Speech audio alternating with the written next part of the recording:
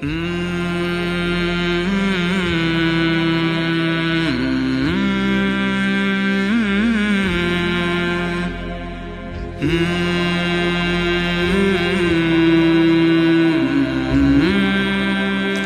علیکم ورحمۃ اللہ وبرکاتہ۔ الحمدللہ وکفی وسلام علی عبادہ الذین اصطفیٰ وخاصۃ علی محمد رسول اللہ صلی اللہ تعالی علیہ وسلم۔ اما بعد فاعوذ باللہ من الشیطان الرجیم، بسم اللہ الرحمن الرحیم۔ وَكَذَلِكَ جَعَلْنَاكُمْ أُمَّةً وَسَطًا لِتَكُونُوا شُهَدَاءَ عَلَى النَّاسِ، اور ہم نے تمہیں اعتدال والی امت بنایا تاکہ تم دنیا کے لوگوں کے سامنے گواہی دے سکو۔ یہ ایک آیت کا ٹکڑا میں نے پڑھا ہے۔ روزانہ کی تلاوت میں سارا قرآن تو بیان نہیں ہو سکتا، جو آیت پیش کرنی زیادہ ضروری ہوتی ہے اس کو میں کوشش کرتا ہوں ہائی لائٹ کر دوں۔ اس میں اللہ نے ہمیں زندگی گزارنے کا ایک پیمانہ دے دیا، ایک ترازو دے دیا ہے کہ ہم نے تمہیں اعتدال والی امت بنایا ہے۔ اس کی میں مثال دیتا ہوں، جیسے پہلے زمانے میں ترازو ہوتے تھے، اب تو ڈیجیٹل آ گئے۔ تو ترازو ہوتے تھے تو اس میں نا ایک کانٹا ہوتا تھا یہاں ایسے کر کے، اور ادھر دو پلڑے ہوتے تھے۔ تو جب وہ کانٹا بالکل درمیان میں ہوتا تھا، نہ ادھر جھکاؤ نہ ادھر جھکاؤ، تو اس کی اس حیثیت کو اعتدال کہتے ہیں۔ ادھر چلا جائے زیادہ تو بھی شدت پسندی، ادھر چلا جائے زیادہ تو بھی شدت پسندی۔ یوں ہو جائے دین میں بہت زیادہ، یہ بھی اللہ کو پسند نہیں۔ ایسے ہو جائے دنیا میں بہت زیادہ، یہ بھی اللہ کو پسند نہیں۔ اللہ تعالیٰ فرماتے ہیں کہ اپنی زندگی میں عدل پیدا کرو، انصاف پیدا کرو، اعتدال پیدا کرو، کہ جب دنیا میں لگو تو ایسے نہ لگو کہ تمہیں آخرت بھول جائے، تم جھوٹ کو حلال کر دو، سود کو حلال کر دو، اور سارے حرام کو کرتے چلے جاؤ کہ جی ہم تو گناہ گار ہیں، ہم تو دنیا دار ہیں۔ یہ بھی انتہا پسندی ہے، یہ اللہ کو پسند نہیں ہے۔ دنیا کی طلب ایک بڑا عمل ہے۔ اللہ کے نبی کا فرمان ہے، من طلب الدنیا حلالا، جس نے رزق حلال کمایا، جس نے دنیا کو حلال راستے سے طلب کیا، اس میں جھوٹ نہیں، اس میں دھوکہ نہیں، فراڈ نہیں، اس میں سود نہیں، اس میں ظلم اور زیادتی نہیں، اس میں وعدہ خلافی نہیں، کسی غلط چیز کی تجارت نہیں، شراب بیچتا ہے یا ڈرگز بیچتا ہے، نسل کو برباد کرتا ہے۔ تو جس نے حلال راستے سے دنیا کو کمایا، استعفافاً عن المسئلہ، کہ مجھے مانگنا نہ پڑے لوگوں سے، میں خوددار بن کے زندگی گزاروں۔ سعیاً علی اہلہ، اپنے بچوں پہ خرچ کرنے کے لیے کہ وہ عزت کی زندگی گزاریں۔ تعطفاً علی جارہ، اپنے آس پاس کے غریب لوگوں پر خرچ کرنے کے لیے جو صبح بازار جاتا ہے اور اپنی جاب پر جاتا ہے، اپنی مزدوری پر جاتا ہے، وہ ریڑھی پر بیٹھتا ہے یا بہت بڑے پروجیکٹ کے آفس میں بیٹھتا ہے، اگر یہ چار باتیں اس کے اندر ہیں، حلال کماتا ہے، جابین رشوت نہیں لیتا، غلط کام نہیں کرتا، کسی کی فائل نہیں روکتا، بچوں پہ خرچ کرنے کے لیے اور پڑوسیوں کو نوازنے کے لیے، غریب پڑوسیوں پر خرچ کرنے کے لیے، اور سوال سے بچنے کے لیے۔ جو دنیا کو کماتا ہے تو اب آپ خوشخبری سنیں، لقی اللہ تعالی یوم القیامہ وجہہ مثل القمر لیلۃ البدر، قیامت کے دن وہ اللہ سے ایسے ملے گا کہ اس کا چہرہ 14ویں رات کے چاند کی طرح چمکتا ہوگا۔ تو ایسی دنیا کمانا بھی بندگی ہے۔ ریاکاری کے نفل پڑھ رہا ہو تو وہ جہنم ہے، اور ان 4 شرطوں کے ساتھ دکان پہ بیٹھا ہو، آفس میں بیٹھا ہو، ریڈی پہ بیٹھا ہو تو وہ جنت کا راستہ ہے، اللہ کو اتنا پسند ہے، کیونکہ اس میں درمیانی راستہ ہے، اعتدال والا راستہ ہے۔ اب اس میں انتہا پسندی کیا ہے؟ دوسری حدیث پیش کرتا ہوں، تعس عبد الدینار وعبد الدرہم وعبد القطیفہ، تعس وانتکس وإذا شیک فلن تقش، ان اعطی رضی وإن لم یعط سخط۔ آپ نے فرمایا دینار کا چاہنے والا، دینار کا غلام چاہت تو سب کی ہے، سونے کا غلام ہلاک ہو جائے، چاندی کا غلام ہلاک ہو جائے۔ اللہ نے کائناتی معیشت کو، اکانومی کو سونے چاندی کے گرد گھمایا ہے، یہ اللہ کی اپنی قدرت ہے۔ تو اب یہ انتہا پسندی آ رہی ہے، جس نے آپ نے کہا ہلاک ہو جاتا ایسا، کون؟ عبد الدینار، سونے کا غلام، چاندی کا غلام، اور زیب و زینت کا غلام، اسیسریز کا غلام، کہ حلال رزق میں ایسی نہیں مل رہا تو چلو کوئی ڈنڈی مار لو، کوئی رشوت لے لو، کوئی جھوٹ بول کے سودا بیچ لو، یہ ہے۔ تو اس کے لیے آپ نے بد دعا فرمائی۔ یہ بخاری شریف کی روایت ہے، آپ رحمت اللہ علیہ عالمین ہو کر آپ بد دعا فرما رہے ہیں کہ ایسے لوگ، چونکہ یہ لوگ جب دنیا میں جاتے ہیں تو اوروں کے حقوق مارتے ہیں، اوروں جو رشوت لیتا ہے، وہ رشوت دینے والا پتہ نہیں کن مشکلوں سے اپنے کام کے لیے پہنچا ہوتا ہے، جس کو یہ دھوکہ دے کے مال بیچ دیتا ہے، وہ پتہ نہیں کتنی مشکلوں سے پیسہ بنا کے مال لینے آتا ہے، اس کو یہ 2 نمبر ٹکا دیتا ہے۔ اس لیے ان کے لیے بد دعا فرمائی کہ یہ معاشرے کے لیے ناسور لوگ ہیں، چاہے یہ کتنے ہی نامور ہوں، لیکن یہ معاشرے کے لیے ایک عذاب ہیں، ایک مصیبت ہے۔ تو دنیا میں بھی چلو تو درمیانہ راستہ اختیار کرو، اتنے نہ کھب جاؤ میرے بھائیو کہ ٹوائلٹ میں بھی سودے ہو رہے ہوتے ہیں، پیشاب کرتے ہوئے۔ ابھی میں کراچی سے لوٹا تو لاہور ایئرپورٹ پر میں وضو کرنے گیا تو پیچھے جو پیشاب کرنے کی جگہ ہوتی، وہاں ایک آدمی کھڑا ہوا، گردن کے ساتھ اس نے موبائل پکڑا ہوا تھا اور بولے جا رہا تھا، بولے جا رہا تھا، بولے جا رہا تھا۔ یہ بھی کوئی زندگی نہیں ہے، کھانا بھی کھا رہے ہیں اور سودا بھی بیچ رہے ہیں اور پیمنٹ بھی لے رہے ہیں اور سودا کر بھی رہے ہیں اور ساتھ کھانا بھی کھا رہے ہیں۔ تو یہ تو کھانا زہر بن جاتا ہے، دماغ کی طرف سے آرڈر جاتا ہے کہ کھانا آ گیا ہے، تیار ہو جاؤ، معدے کو آرڈر ملتا ہے، ساتھ ہی فون کی گھنٹی بجتی ہے، فون اٹھاتا ہے تو آرڈر فون کی طرف چلا جاتا ہے، معدے کو آرڈر نہیں جاتا، غذا زہر بن جاتی ہے۔ تو ایسی دنیا کما کے کیا کرنا جس میں آپ کی صحت ہی برباد ہو جائے اور آپ اتنے مصروف ہو جائیں کہ گھر میں آ کر بھی کوئی بچوں سے دلچسپی نہیں، بس اپنے موبائل پر یا سودے کر رہے ہیں یا موبائل پہ کوئی گیمیں کھیل رہے ہیں یا کوئی مووی دیکھ رہے ہیں یا کوئی ڈرامہ دیکھ رہے ہیں۔ کتنی مائیں ہیں جو اس طرح اپنے بچوں کو جھٹک دیتی ہیں، وہ ڈرامہ دیکھ رہی ہوتی ہیں یا کوئی مووی دیکھ رہی ہوتی ہیں یا کوئی کلپ دیکھ رہی ہوتی ہیں، تو بچہ آتا ہے تو اس کو ہوں ہاں کر کے ٹال دیتی ہیں۔ میرے بھائیو، میری بہنوں، اپنی زندگی کو وہ درمیان میں لاؤ، درمیان۔ میں آپ کو مثال دیتا ہوں،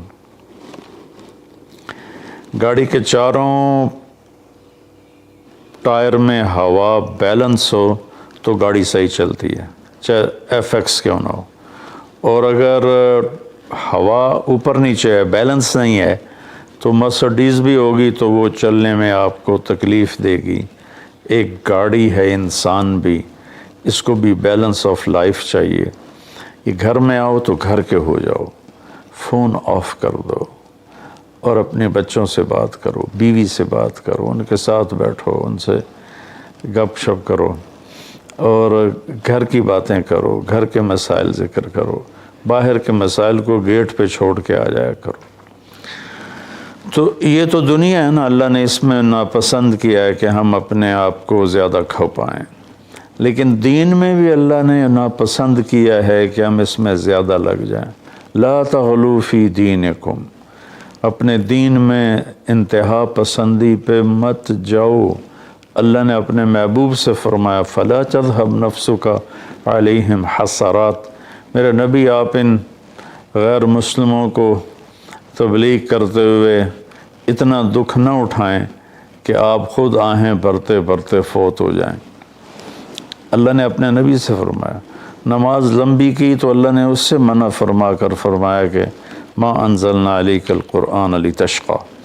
اللہ نے اپنے نبی سے اعتدال مانگا، لا تبسطھا کل البسط، میرے نبی آپ مال خرچ کریں لیکن سارا نہ خرچ کریں، کچھ بچا کے بھی رکھیں۔ اللہ نے اپنے محبوب سے فرمایا، اس لیے تو اللہ نے زکوٰۃ کا نظام چلایا۔ تو اور ایک حدیث پہ پیش کرتا ہوں، 3 صحابہ آئے حضرت عائشہ رضی اللہ عنہ کے پاس کہ اللہ کے نبی کی رات کیسی ہوتی ہے، تو انہوں نے فرمایا کہ سوتے بھی ہیں اور اٹھتے بھی ہیں، نفل بھی پڑھتے ہیں، بلکہ آپ کی بہت خوبصورت عادت تھی، جب آپ تہجد سے فارغ ہو جاتے تو یوں کر کے لیٹ جاتے، ایسے کر کے، اور حضرت عائشہ رضی اللہ تعالیٰ عنہ بھی اٹھ جاتی تو آپ ان کے ساتھ اسی حال میں باتیں کرتے، گپ شپ لگاتے، تہجد کے وقت میں اپنی بیگم سے پیار محبت کی باتیں ہو رہی ہیں، اتنے میں حضرت بلال اذان دیتے تو آپ اٹھ کے 2 رکعت سنت ادا کرتے اور نماز پڑھانے کے لیے مسجد تشریف لے جاتے تھے۔ تو اتنی اعتدال کی لائف تھی، ہنسی مذاق فرماتے تھے، اور حضرت عائشہ رضی اللہ عنہ کو لقمے بنا کے کھلاتے تھے، ان کو آٹا گوندھ کے دیتے رہے جب تک حضرت عائشہ رضی اللہ عنہ کو آٹا گوندھنا نہیں آیا، کہ وہ چھوٹی عمر میں ان کی شادی ہوئی تھی۔ تو انہوں نے جب یہ سنا تو کہنے لگے وہ تو اللہ کے نبی ہیں، وہ تو کچھ بھی نہ کریں، بخشے بخشائے ہیں، ہمیں تو کچھ کرنا چاہیے، کیا کریں؟ ایک نے کہا میں ساری رات نہیں سوؤں گا، نفل پڑھوں گا، کتنی اچھی نیت کی ہے۔ دوسرے نے کہا میں ساری زندگی روزے رکھوں گا، کبھی افطار نہیں کروں گا، کتنی اچھی نیت ہے۔ تیسرے نے کہا میں شادی نہیں کروں گا، بس اللہ کی عبادت کروں گا اور اللہ کے راستے میں جہاد کروں گا، کتنی اچھی نیت ہے۔ آپ کو پتہ چلا تو آپ نے تینوں کو بلا لیا۔ تو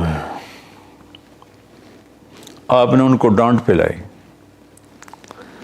تم میرے اللہ کو مجھ سے زیادہ جانتے ہو،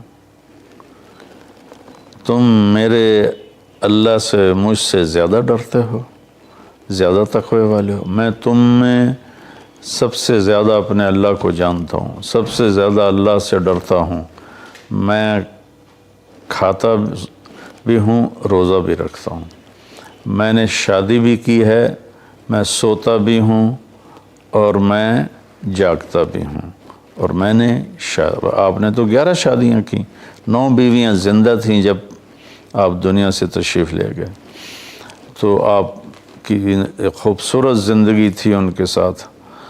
تو آپ نے تینوں کو ڈانٹا اور فرمایا کہ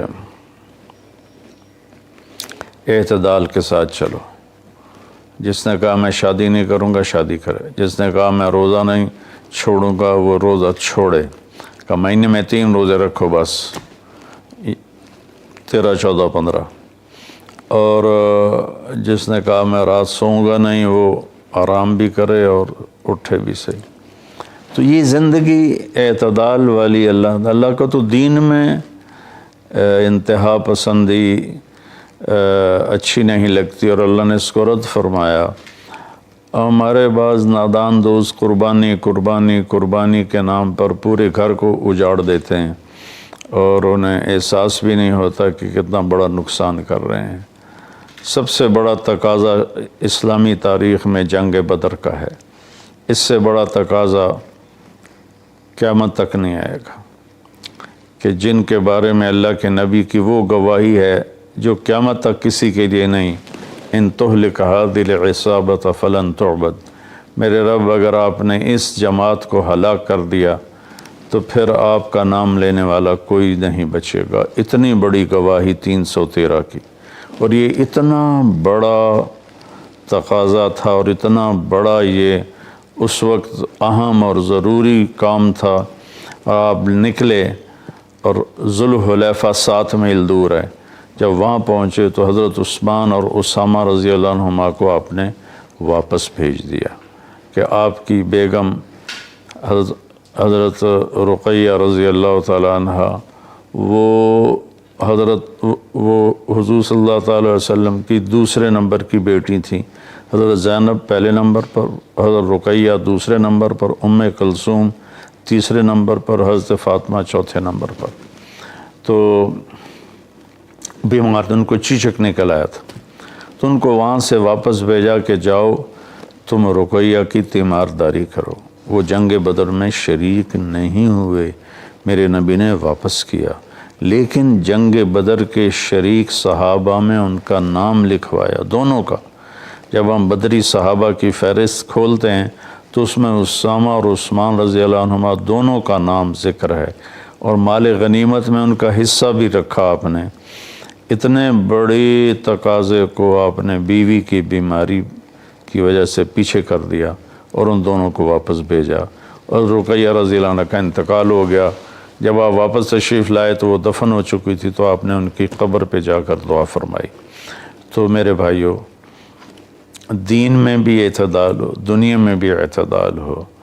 یہ رہبانیت تو نصارہ عیسائیوں میں تھی کہ شادی نہیں کرنی، نہانا نہیں، بال نہیں کٹوانے، ناخن نہیں صاف کرنے، پہلے، اب نہیں، پہلے جو قدیم عیسائی مذہب تھا۔ تو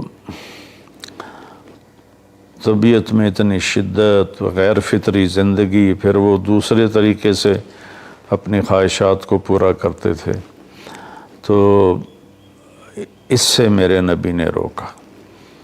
بعد میں ایک ٹرینڈ چل گیا کثرت عبادت کا، لیکن وہ کوئی معیار نہیں ہے کہ فلاں بزرگ تھے، انہوں نے 40 سال عشاء کے وضو سے فجر کی نماز پڑھی، اور فلاں بزرگ تھے انہوں نے 30 سال عشاء کے وضو سے فجر کی نماز پڑھی، اور فلاں بزرگ تھے وہ 25 سال جنگل میں پھرتے رہے۔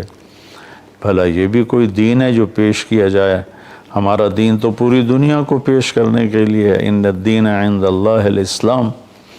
اب اسلام ہی ایک مذہب ہے جو باقی ہے اپنی صحیح معنی میں، تو ہمیں پیش کرنا ہے لوگوں کو، یہ تو ہم اپنوں کو پیش نہیں کر سکتے کہ 25 سال جنگلوں کی خاک چھانتے رہے۔ یہ تو رہبانیت سے بھی کوئی آگے کی چیز ہے، لیکن یہ ان کی بزرگی کے طور پہ بیان کیا جاتا ہے۔ ایک بزرگ تھے، اپنے بالوں کو رسے سے باندھ لیتے تھے، رسہ اوپر چھت میں لٹکا ہوتا تھا، تو جب نماز پڑھتے پڑھتے ان کو نیند کا جھٹکا آتا تو وہ ایسے ہوتے تو وہ بالوں کو زبردستی جھٹکا پڑتا، جس سے وہ ان کی آنکھ کھل جاتی اور پھر نفلوں میں شروع ہو جاتے۔ یہ تو میرے نبی کے حکم کے خلاف ہے۔ آپ نے فرمایا تم میں کوئی عبادت میں لگے جب تک وہ بشاشت ہے اور اس کو نیند نہیں، جب نیند کا سمجھے غلبہ ہو رہا ہے نفل چھوڑ کے جا کے سو جائے۔ تو بعد میں یہ ایسی چیزیں پیدا ہوئیں کہ سارا سال روزے رکھنا، اور کبھی ایسا کہ ساری رات جاگنا، یہ کوئی دین نہیں ہے، یہ وہ دین نہیں ہے جسے ہم پیش کر سکیں۔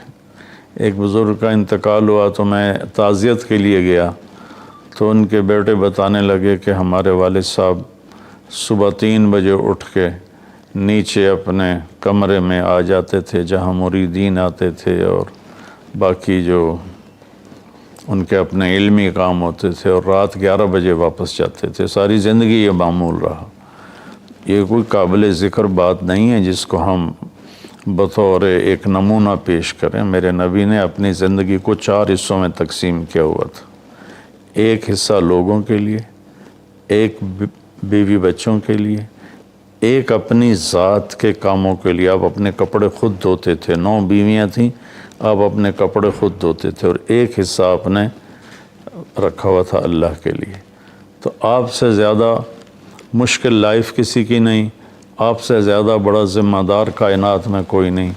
آپ نے زندگی کو 4 حصوں میں ڈیوائیڈ کیا ہوا تھا۔